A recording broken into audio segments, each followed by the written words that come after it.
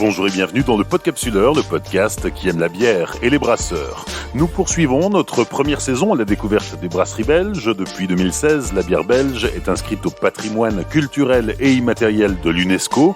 La tradition et le savoir-faire belge sont très riches. Il y a différents styles de bière, comme les bières d'abbaye, les triples ou les gueuses, qui font la fierté de tout le pays. Et puis, nous l'avons vu à travers les différents épisodes, il y a aussi une histoire brassicole très riche en Belgique, comme celle de la brasserie que nous découvrons aujourd'hui. Saison 5, épisode 8, Anne Van Est, brasserie de Halveman à Bruges. Implantée dans le centre-ville de Bruges, sur un site où l'on brasse historiquement depuis le Moyen-Âge, la brasserie de Halveman, en français la demi-lune, a été fondée en 1856 par Henri Mas. Elle s'est transmise de génération en génération jusqu'aux années 1980, où Véronique Mas, unique descendante de la famille, décide de mettre la brasserie en location, le temps d'élever ses enfants. Elle revient aux affaires une dizaine d'années plus tard, puis ses enfants la rejoignent. Aujourd'hui, la brasserie de Halveman s'est considérablement développée et produit 70 000 hectolitres à l'année. Elle est réputée pour sa Blanche de Bruges, sa Brugzezot ou encore sa Straffendrick, bière hommage aux 4 générations de Henri qui l'ont dirigée depuis sa création. Le jour de notre visite, c'est Anne Van Est, la fille de Véronique Mas, qui nous accueille. Bonjour, je suis Anne Van Est, bienvenue dans la brasserie de Halveman, ou en français la demi-lune. Anne, tu représentes la 6e génération de cette famille de brasseurs dont l'histoire commence ici à Bruges en 1856. Oui, tout à fait. C'est donc le premier Henri Mas qui s'est installé ici en 1856 et qui a commencé modestement une petite brasserie sur la place de la Digue ici à Bruges. C'était le premier Henri d'une longue série. Tout à fait. Il y en a 5 des Henri Mas. Ils s'appelaient tous Henri Mas ou Hendrik en néerlandais. C'était assez pratique parce que du coup, toutes les enseignes, tous les noms sur les camions, sur les bacs, sur les bouteilles, ils n'étaient pas obligés de changer le logo à chaque fois. Quelle est l'histoire de la brasserie ? Comment est-ce que commencent les choses en 1856 ? À l'époque, souvent, les brasseurs, c'était des fermiers qui cherchaient en fait une activité un peu plus intéressante et surtout plus pérenne pendant l'hiver. Et c'était vite trouvé, en fait, brasseur, c'était un métier quand même un peu plus confortable, je pense, à l'époque que fermier. Ils pouvaient brasser toute l'année parce qu'on utilise des graines, bien sûr, mais qui ont été traitées, et des fleurs qui ont été séchées. Donc, en fait, on peut brasser toute l'année. Et voilà comment a commencé l'histoire de notre brasserie. C'est une brasserie qui a une longue histoire avec, bien sûr, beaucoup de péripéties. Oui, il y a beaucoup d'histoires. Le tout début, évidemment, on n'en sait plus forcément tous les détails, mais on sait que, en tout cas, les 2 premières générations de Henri Mas avaient une petite entreprise qui marchait bien, mais qui était assez rustique, assez artisanale en tout cas. Et c'est vers la 3e génération que c'était donc mon arrière-grand-père s'est intéressé en fait aux méthodes de brassin allemands, a été en Allemagne pour étudier comment ils brassaient là-bas. C'était l'époque où en fait on commençait à faire les pils et il trouvait que cette nouvelle façon de brasser des bières de basse fermentation était très intéressante. Donc il a été se former en Allemagne. Et il est revenu avec plein d'idées et plein d'envies pour monter, on va dire, une brasserie moderne ici à Bruges. Donc il est arrivé avec des plans, il a dit bon, on abat tout, on recommence, on reconstruit une brasserie moderne et avec des installations qui permettent effectivement de faire des bières de basse fermentation. Et du coup, il a commencé à faire vraiment des grands travaux. On va dire que les bâtiments, comme ils se présentent maintenant de nos jours, datent de cette période. Donc elles ont entre-temps quasiment 100 ans, parce que ça date à peu près des années 20, des années 30. Il a créé un bâtiment très haut, parce que ça aussi c'était assez pratique pour brasser de façon économique dans un sens, mais aussi évidemment dans le centre de Bruges, même à l'époque, l'espace était quand même cher. Et il a réussi son pari, il a créé une brasserie à l'époque très moderne. Il a très très bien, il a fait de très bonnes affaires à l'époque, il se débrouillait bien. Ensuite, c'est mon grand-père, donc son fils, qui a continué la brasserie. Mais on va dire que dans les années 70 à peu près, ça a commencé à être un climat beaucoup plus difficile pour faire des affaires. Certes, ils avaient déjà passé la guerre et là, ils avaient quand même laissé quelques plumes. Mais là, avec l'avènement des supermarchés, du fait que les gens achetaient leur propre voiture et pouvaient donc aller se rendre au supermarché pour acheter leur bière et leurs boissons, ça changeait pas mal, on va dire, le business plan de l'époque, parce qu'à l'époque, qu'est-ce qu'on faisait? On avait une brasserie, on vendait très localement, on faisait de la livraison à domicile avec des chevaux, des charrettes, plus tard avec des petits camions, mais c'était basé sur un réseau local et on habitait à côté de telle brasserie, on buvait telle bière. On réfléchissait pas, ou au moins on n'avait pas tellement le choix. Donc on avait une clientèle très fixe. Et quand ça a disparu dans les années 70, ça a été un coup dur pour beaucoup de brasseries, pas uniquement celle-ci. Et beaucoup de brasseries ont à ce moment-là eu des difficultés, ont fait faillite ou ont tout simplement arrêté. Mon grand-père a quand même réussi à être inventif dans un sens. Il a, avec ma mère dans les débuts des années 80, senti qu'il y avait un nouvel engouement pour les bières spéciales. Donc ils ont lancé une bière spéciale qui s'appelait la Straffe Hendrik. Donc le nom veut dire, là en fait traduit en français, la forte Henri. Henri parce que évidemment toutes les générations d'Henri, et forte parce que contrairement aux pils, aux bières de table qu'on faisait à l'époque, dans ces bières de basse fermentation, là on se lançait dans les bières spéciales. Donc ce sont des bières de fermentation haute qui sont plus fortes aussi en alcool, d'où la Straffe Hendrik. Et ça a assez bien marché. Les Brugeois ont bien adhéré à la bière. C'est vrai que c'était une bière qui était vachement distribuée dans les réceptions de la ville de Bruges, etc. Donc elle a connu quand même un engouement. Mais ma mère, à ce moment-là, qui devait reprendre de mon grand-père, avait des petits-enfants, nous. Donc elle a dit à un moment donné, pour moi c'était quand même un peu compliqué de prendre toute cette boîte sur mes épaules et de faire ça toute seule. Donc, je ne me sens pas de reprendre la brasserie. Est-ce qu'on ne peut pas trouver une autre solution? Et comme mon grand-père avait trouvé une façon de mettre la brasserie en fait en location à une autre brasserie et de vendre la marque Straffe Hendrik, c'est ce qui a semblé à ce moment-là le plus simple. Et donc à ce moment-là, qu'est-ce qui se passe? La brasserie sort de la famille, la marque Straffe Hendrik aussi? Non. Donc la brasserie ne sort heureusement pas de la famille. La brasserie appartient toujours à la famille à ce moment-là. Elle est juste mise en location. Par contre, la marque à ce moment-là avait été vendue à une autre brasserie, donc de Dentergem, la brasserie Riva. Et donc eux, ils ont continué de brasser la Straffe Hendrik. Ils l'ont d'ailleurs distribuée dans plein de pays, même autour de la Belgique. Ils ont aussi créé un centre de visite ici de la brasserie dans le centre de Bruges. Donc ils ont quand même aidé à contribuer à une bonne évolution, on va dire, de l'endroit de la brasserie et aussi de la bière. À cette époque, on est dans les années 80 et pendant une dizaine d'années, la brasserie va donc être louée à une autre brasserie avant que ta famille recommence à brasser. Oui, tout à fait. Donc ma mère a décidé au bout de 10 ans qu'elle avait vraiment envie et qu'elle avait le temps aussi à ce moment-là de reprendre déjà toute la partie visite des brasseries, dégustation, bar, restaurant qui est présente ici dans le centre.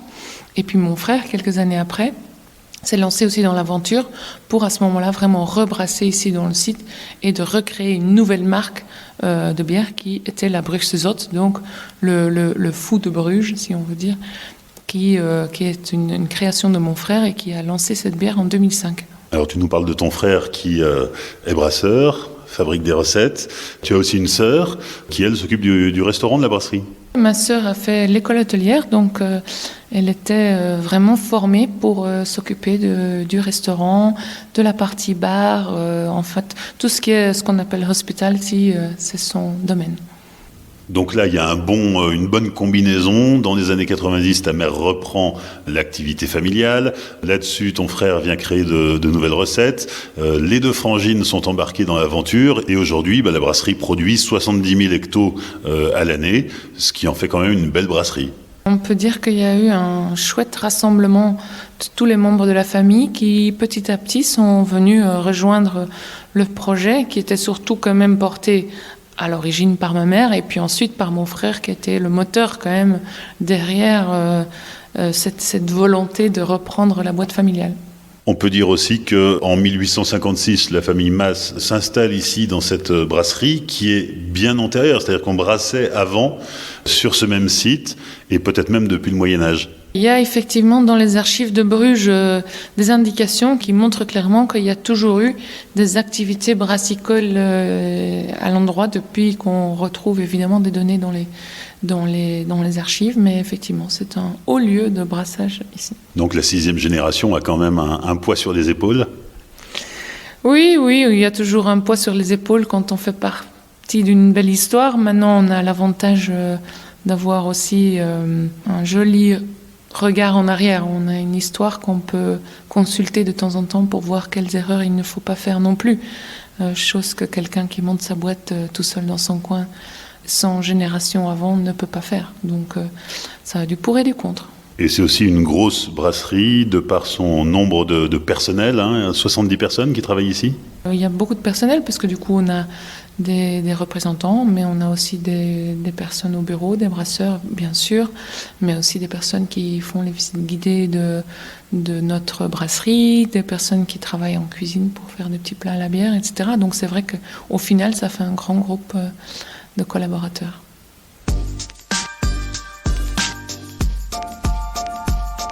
Anne, on se trouve dans la salle de brassage qui se visite d'ailleurs, et il y a un groupe qui vient d'entrer. Cette salle de brassage, elle est toute neuve, elle a été renouvelée il y a 5 ans. Oui, tout à fait. De grands travaux pour rentrer ces cuves ici dans la vieille bâtisse. Mais c'était nécessaire parce que la salle de brassage qui datait des années 70 avant était quand même au bout du rouleau. Est-ce que tu peux nous présenter l'installation ? Oui, donc c'est une installation brassicole de Steinecker, qui est donc une entreprise allemande très connue dans le monde brassicole. C'est une installation avec des petites cuves. Le but est en fait de faire plutôt plusieurs brassins qui s'enchaînent. Donc c'est des cuves à peu près de 5-6 000 litres, pas si petites que ça quand même. Mais quand on compare avec certaines grandes brasseries, évidemment, ça reste petit. Et l'intérêt de ce système, c'est qu'il permet d'enchaîner les brassins à un rythme soutenu d'ailleurs. Je pense qu'on peut aller jusqu'à 12 brassins par jour. Bon, là, c'est un peu l'extrême. Mais l'intérêt, surtout, est en fait d'utiliser moins d'eau et moins d'électricité pour chaque brassin. Donc c'est vraiment d'un point de vue écologique et forcément aussi économique qu'on a bien fait d'investir dans cette nouvelle salle de brassage. Et effectivement, ça permet donc de réduire quasiment de moitié le nombre de litres d'eau qu'il faut pour fabriquer 1 litre de bière. Oui, parce que là il fait chaud, mais en fait il fait jamais moins chaud, ça ne refroidit jamais. Non, en fait, il fait toujours chaud ici, sauf un petit peu mieux quand c'est le week-end, parce qu'à ce moment-là, on ne brasse pas. Mais c'est vrai que globalement, il fait toujours très chaud ici. Il faut dire qu'on se trouve en fait dans une sorte de cuisine où on fait une soupe aux herbes et aux graines. Et donc, c'est logique que quand on se trouve à côté de la grande casserole, il fait chaud. D'où proviennent les matières premières ? Alors ça c'est très varié. Donc on a un peu de tout. C'est-à-dire que par exemple... Pour le houblon, on a du houblon belge uniquement, exclusivement du houblon belge pour notre bière blanche, parce que ça fait partie de la recette. Après, pour les autres bières, on utilise aussi des houblons qui peuvent venir des pays de l'Est, d'Allemagne, un peu dépendant du type de houblon dont on a besoin, et de la récolte, parce que d'une année à l'autre, les récoltes dans un pays sont meilleures que dans d'autres. Donc ça va jouer beaucoup. Et c'est un peu la même histoire pour le malt, deuxième gros ingrédient. Donc le malt, c'est effectivement de l'orge qu'on va acheter, par exemple en France, on en achète souvent. Mais ça peut aussi être justement de nouveau en Allemagne ou dans d'autres pays, un peu dépendant de la saison. Il faut un malt de très bonne qualité pour pouvoir brasser de la bière. Donc les graines d'orge doivent être vraiment grandes et bien réussies pour que ça marche bien. Donc on ne peut pas toujours se contenter de ce que peut offrir le fermier. Et puis bon, qu'est-ce qui reste comme ingrédient ? L'eau, ça c'est local forcément. Et puis il y a aussi la levure. Et la levure, on la cultive nous-mêmes. Donc ça c'est quelque chose, ça fait partie de la recette, quoi. Chaque brasseur va quand même normalement faire sa levure lui-même. Donc pour nous c'est pareil. À côté de la salle de brassage qui est plutôt rutilante, il y a une petite porte qui conduit dans les coulisses. Et là, on On est entouré de machines incroyables avec des tuyaux partout. Est-ce que tu peux nous décrire l'endroit ? Donc c'est un endroit très industriel. Là, effectivement, on entend des pompes, on entend des petits cliquetis métalliques. Donc effectivement, ici, c'est le back-office, on va dire. C'est toute la partie où on a des cuves pour récupérer de l'énergie, de l'eau chaude, réchauffer de l'eau, refroidir des brassins, etc. Donc c'est vraiment tout le côté technique qu'on ne voit pas dans la salle de brassage. Oui, puisqu'il faut imaginer, c'est qu'on est dans une ville qui, en soi, est déjà un musée, parce que tout est beau, tout est charmant, tout est d'époque. Ça a été un jeu de Lego de faire rentrer la brasserie dans des bâtiments qui ne sont pas prévus pour ça à l'origine. Exactement, parce que je pense que les personnes qui sont venues faire les soudages des kilomètres et des kilomètres de tuyaux en inox qui sont présentes dans la brasserie ici, ont failli avoir une crise cardiaque quand ils sont effectivement venus voir comment ils allaient faire et par où ils allaient passer, parce que je crois qu'ils n'avaient jamais vu ça. On vient de traverser, alors c'est un peu le parcours du combattant, parce qu'il faut se baisser, il faut se pencher, il faut slalomer entre les tuyaux, entre les pieds de cuve, puisque tout est installé dans ce vieux bâtiment. Et on vient de traverser la meunerie avec les silos, tout est emboîté dans de la vieille charpente. Il y a un côté un peu rustique. Oui, je pense que ça fait quand même une différence pour des gens qui ont déjà visité d'autres brasseries. Je pense qu'ici, l'étonnement vient souvent du fait qu'effectivement, ici, on a été contraint d'utiliser l'espace qu'on avait. On n'a pas pu s'étendre sur un terrain encore à côté de la brasserie et faire tout de plein pied. Donc effectivement, ici, on voit comment faire une brasserie dans un lieu exigu et dans la limite des murs qu'on avait, quoi. Ça aurait pas été plus simple d'aller s'installer à quelques kilomètres dans un préfabriqué ou dans un hangar ? Ça aurait été certainement beaucoup plus facile. Mais là, on aurait quand même perdu des siècles d'histoire sur cette place, dans ces bâtiments, à ce lieu. Comme on disait, effectivement, il y a probablement déjà des brasseurs qui habitent et travaillent ici sur cette place, à cet endroit même où on se trouve depuis le Moyen-Âge. Alors, c'est pas à nous de dire on va déplacer la brasserie à l'extérieur de la ville, parce qu'à ce moment-là, pour nous, de un, c'est plus de la bière brugeoise, et de deux, à ce moment-là, elle est où la limite de dire pourquoi pas déménager la brasserie en Pologne ou encore plus loin ? Alors la brasserie n'a pas déménagé, elle est restée sur le site historique. En revanche, il y avait un problème, c'était l'embouteillage. Parce que produire c'est bien, mais il faut ensuite conditionner. Et l'embouteillage a été délocalisé dans un hangar qui se trouve à peu près à vol d'oiseau à 3 km du centre-ville de Bruges. Et au départ, la bière est transportée par camion-citerne tout simplement. La bière est brassée dans le centre, ensuite elle partait en camion-citerne, donc depuis le centre vers l'embouteillerie à 3 km. Il faut se dire que tout ce qui est en bouteillerie, c'est une usine en fait, qui prend énormément de place. Tout ce qui est mettre en bouteille, mettre en caisse, mettre en fût, c'est des installations qui prennent beaucoup de place. Il faut beaucoup de place aussi pour les vidanges vides, les vidanges pleines. Donc effectivement, pour ça, il nous fallait vraiment un endroit dans un petit zoning industriel où on pouvait effectivement avoir suffisamment de place et puis aussi un accès assez facile pour les camions, parce que forcément, pour livrer nos clients, il fallait bien monter tout ça dans des camions. Et ici, dans le centre de Bruges, pour ceux qui ont visité Bruges, qui ont vu les petites rues en pavé, les calèches et tout ça, on comprend que c'est pas possible d'avoir une usine en plein centre de Bruges. Alors je mets un petit mot de lexique là au milieu pour expliquer aux Français qui nous écoutent que ce que tu appelles la vidange, c'est la consigne. Oui, tout à fait. Et alors effectivement, c'est pas facile de faire transiter des camions citernes dans les rues de Bruges. Alors pour résoudre le problème, tout simplement, il fallait passer par le sous-sol. Et c'est comme ça que la brasserie a installé un pipeline qui relie donc la brasserie à son embouteillage. Ça a été un projet d'abord un peu rêvé au début, limite une blague. Puis un jour, mon frère, sur la place, il voit des ouvriers qui sont en train d'installer des câbles pour installer la fibre. Et donc, c'est des systèmes par lesquels ils ouvrent à 2 endroits dans la rue, ils font un puits et puis ils arrivent par forage directionnel, ils arrivent à aller mettre leurs câbles. Et donc, il a commencé à réfléchir à installer effectivement un pipe de cette façon-là.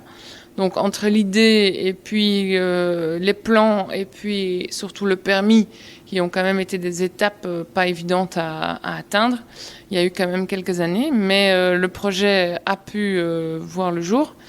Et ça a été un succès non seulement techniquement ou au niveau logistique, on va dire, mais aussi au niveau pub, parce que sans qu'on le veuille, en fait, c'est devenu un coup de pub incroyable qu'on n'avait en fait pas prévu.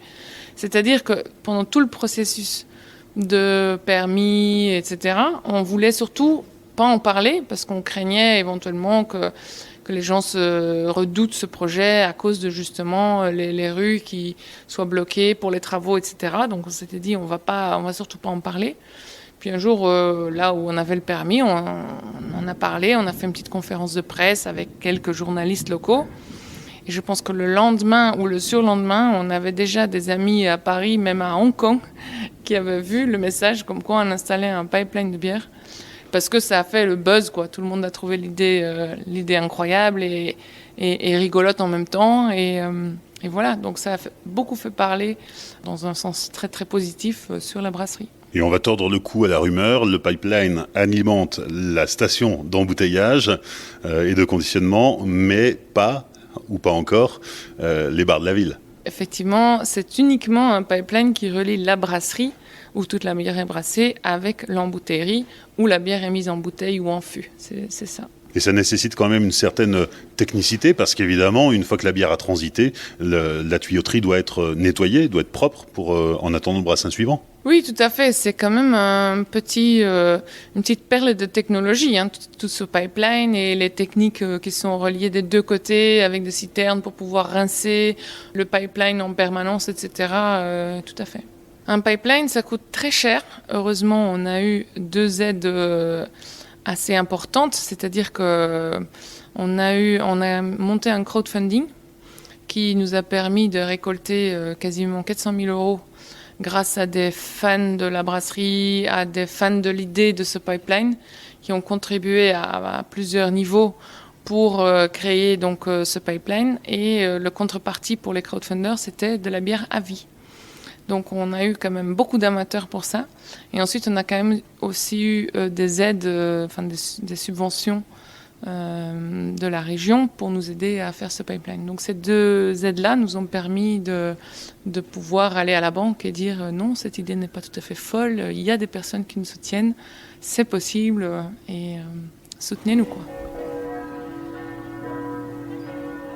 Anne, on vient de monter dans l'ancienne tour qui servait c'était la tour de séchage pour le malt, puisqu'à l'époque l'orge était maltée sur place. C'était il y a longtemps. Alors c'est un peu essoufflant, mais ça vaut le coup parce que d'ici on est sur le toit de la brasserie et on a une vue imprenable à 360 sur toute la ville. C'est notre petite terrasse tout en haut du bâtiment qui nous offre quand même une vue à 360 sur Bruges. C'est très chouette, effectivement. Ça fait un peu de sport, mais il y a la récompense en redescendant. C'est quoi la récompense ? La dégustation. On y va ? On y va. Les 5 dernières minutes avec la dégustation. Dégustation sous la pluie, parce qu'on est à Bruges et qu'aujourd'hui, après qu'il ait fait très chaud cet après-midi, ça nous rafraîchit un peu. On attaque avec la Blanche de Bruges, Anne. Oui, donc la Blanche de Bruges, c'est une marque qui appartenait en fait à la base à un cousin de mon père. Donc c'était brassé par une autre brasserie brugeoise. Après quelques péripéties, la brasserie qui a été revendue, la marque qui a été, on va dire, déménagée dans une autre brasserie, fabriquée à un autre endroit. Depuis quelques années, on peut heureusement dire que c'est de nouveau une bière brugeoise qui est fabriquée ici à la demi-lune, donc par nos brasseurs. Et donc de ce côté-là aussi, on fait partie de la 5e génération des brasseurs de Van Est à ce moment-là. Et puis cette bière, donc du coup, c'est une bière assez légère, elle fait 5 degrés. Et c'est une bière blanche, donc c'est fait non avec du malt d'orge, mais avec du malt de blé. Et il y a une autre particularité, c'est que donc c'est une bière un peu trouble, dans laquelle on a en fait rajouté aussi des graines de coriandre et des pelures de curaçao. Donc c'est une sorte d'orange, des pelures séchées. Donc ça donne ce goût un peu épicée en fait à la bière, mais c'est une bière très légère qui se boit facilement l'été. En France, souvent, on rajoute du citron dedans. C'est pas du tout nécessaire, à mon avis, mais chacun fait comme il veut, évidemment. Disons que celle-ci, c'est quand même une bière assez particulière. On l'a fait qu'avec du houblon belge parce que c'était initialement la recette était comme ça. Donc, c'est une belle bière qui est très fraîche. On l'utilise aussi parfois comme mixeur pour faire des cocktails. Ça, c'est la dernière mode d'utiliser la bière blanche pour ça. Et j'avoue que je trouve que c'est une chouette mode qui a beaucoup d'avenir parce que c'est dans l'ordre du temps, quoi. Deuxième dégustation avec la Bruxezot, qui est la bière créée par ton frère il y a une dizaine d'années maintenant. Oui, c'est ça. Ça fait 15 ans entre-temps. Hein. C'était en 2005, si mes souvenirs sont bons. Donc là, c'est une bière blonde de 6 degrés. C'est la bière, on va dire, la plus connue de notre brasserie, la Bruxezot blonde. Il y a une version brune aussi. Hein. C'est la petite sœur, on va dire. Donc la blonde, elle est à 6 degrés. C'est une bière, somme toute aussi assez légère quand même, qui se boit très bien pour des apéritifs, etc. Après, la brune, elle est faite avec des maltes un peu plus caramélisés, donc un peu plus foncés aussi. Elle est entre l'ambrée et la brune, on va dire. Et elle est à 7,5, donc un tout petit peu plus fort. Avec la brune, on va pas mal pouvoir l'utiliser aussi pour cuisiner. Donc par exemple, le plat très typique flamand, c'est les carbonates flamandes. Ça, on l'a fait par exemple avec la Bruxezot brune, qui sert super bien pour ça, parce qu'elle a comme ça on croirait qu'elle est un peu plus sucrée. Elle n'est pas plus sucrée en vrai, mais elle a un goût, on pense qu'elle est plus sucrée. Voilà. Donc c'est toutes les deux des bières assez claires. Après, c'est vrai qu'il y a une particularité ici dans la brasserie, c'est que quand on vient de déguster les bières dans la brasserie, ici elles sont non filtrées. C'est-à-dire qu'elles sont servies directement des cuves de brassage et elles ne passent pas donc à travers le fameux pipeline et elles ne vont pas à l'embouteillerie où il y a normalement encore une dernière filtration des bières. Donc ici elles sont non filtrées, donc c'est encore une raison de plus de venir les boire sur place.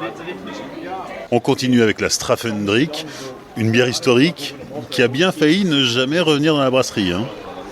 Oui, tout à fait. Donc la Strafendrick, c'est la bière qui a été créée dans les années 80 par mon grand-père et ma mère, qui avaient compris que les bières spéciales, c'était l'avenir en fait pour les petites brasseries artisanales comme nous. Donc ils ont créé cette bière qui fait 9 degrés, c'est une triple, une blonde aussi, donc un peu plus couleur or on va dire que la Bruxezot. Et donc effectivement l'histoire c'est qu'ils avaient créé cette bière, ensuite ils ont vendu la marque à une autre brasserie à un moment donné parce qu'ils n'avaient pas forcément les moyens et puis l'intérêt pour à ce moment-là développer la bière. Et cette autre brasserie après plusieurs années a finalement revendu la marque à notre brasserie. Donc 20 ans après sa création, elle avait été reprise et elle est rebrassée donc, ici dans le centre de Bruges. Et enfin la Strafendrix noire. Oui, donc qui est une quadruple. Donc une bière très foncée, faite avec des maltes donc presque complètement torréfiées en fait. C'est une bière excellente, elle est très forte, elle fait 11 degrés, donc c'est vraiment une bière de dégustation. Faut pas la boire trop vite, mais qui s'accompagne très bien avec des plats déjà un peu plus costauds en goût évidemment. Et c'est une bière que beaucoup de gens adorent. C'est vraiment un peu quelque chose de spécial. Et c'est un goût évidemment particulier, il faut aimer. En Belgique, on l'adore. Alors c'est quoi une quadruple ? Donc en fait, le terme triple, quadruple, etc., c'est en rapport avec la quantité de malt utilisée lors du brassin. Donc ça n'a rien à voir avec la fermentation. Souvent les gens se trompent sur ce point. Donc c'est juste au niveau quantité de malt utilisée. Donc on va dire que pour une bière standard, lambda, légère, on utilise une quantité de malt. Pour une quadruple, on va utiliser à peu près 4 fois la quantité de malt que pour cette première bière. Donc ça veut dire qu'à l'empâtage, on va libérer 4 fois plus de sucre. Tout à fait, 4 fois plus de sucre qui après, eux, vont aussi se transformer en alcool et en CO2, etc. Donc oui. D'où les 11 degrés. Effectivement. Anne, on parlait tout à l'heure du pipeline qui relie la brasserie à l'embouteillerie. L'embouteillerie qui va faire peau neuve, il y a un gros projet d'investissement pour la renouveler. Oui, effectivement. Donc l'embouteillerie, ils sont en cours là, de la terminer. En fait, elle est quasiment finie. Donc on a augmenté la capacité donc, d'embouteiller. On a fait x3 en fait. Donc ça nous permet de pouvoir continuer de produire, on l'espère, toujours un peu plus ici dans notre brasserie dans le centre. Donc ça c'est le gros projet du moment, on est à fond là-dessus, on est ravis de pouvoir bientôt, on l'espère, présenter ces nouveaux bâtiments et avoir vraiment une brasserie qui, depuis la salle de brassage qui est toute récente, avec le pipeline qui est tout récent somme toute aussi, et puis avec l'embouteillerie aussi qui est neuve, d'avoir vraiment une brasserie à la pointe de la technologie qui nous permette de vraiment faire des brassins de qualité, parce que c'est vrai que les bières, vous en avez vu beaucoup entre-temps des brasseries, je pense. Faire de la bière, c'est quelque chose qui en soi n'est pas si compliqué, mais faire de la bonne bière et de façon constante toujours de la bonne bière, ça c'est quand même un art et un métier. Et évidemment, quand on peut le faire dans des nouvelles installations, c'est encore mieux. Et puis la demi-lune s'est aussi lancée sur le marché du sans-alcool. Oui, ça fait maintenant quelques années qu'on a la Sportzot, qui est donc la Bruxzot blonde, qui normalement fait 6 degrés, dans laquelle on a retiré l'alcool par un processus de filtration en fait. Et c'est donc une bière qui fait 0,4%, donc c'est quasiment rien. Il y a quand même toujours un tout petit peu d'alcool, parce que si on voulait tout retirer et arriver à du 0,0%, à notre avis, le compromis à faire sur le goût était trop important. Donc on était quand même avec ce projet la première bière spéciale en Belgique sans alcool. Donc c'était une petite fierté d'avoir battu quelques grands joueurs à leur propre jeu là-dessus. Et il faut goûter, parce que vraiment elle est très bonne et elle se rapproche absolument très fort de la Bruxzot normale. Et c'est un chouette petit jeu à faire lors d'un apéro, de proposer les deux et de faire goûter à l'aveugle. Et honnêtement, il y a beaucoup de gens qui se trompent.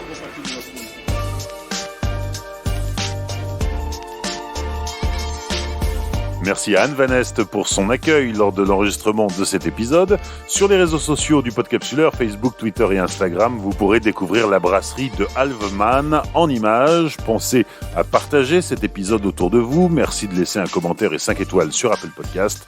Et n'oubliez pas de soutenir le podcast sur tipeee.com/podcapsuleur. Rendez-vous dans 15 jours pour découvrir une nouvelle brasserie belge. D'ici là, souvenez-vous, l'abus d'alcool est dangereux pour la santé, alors savourez, mais sans forcer.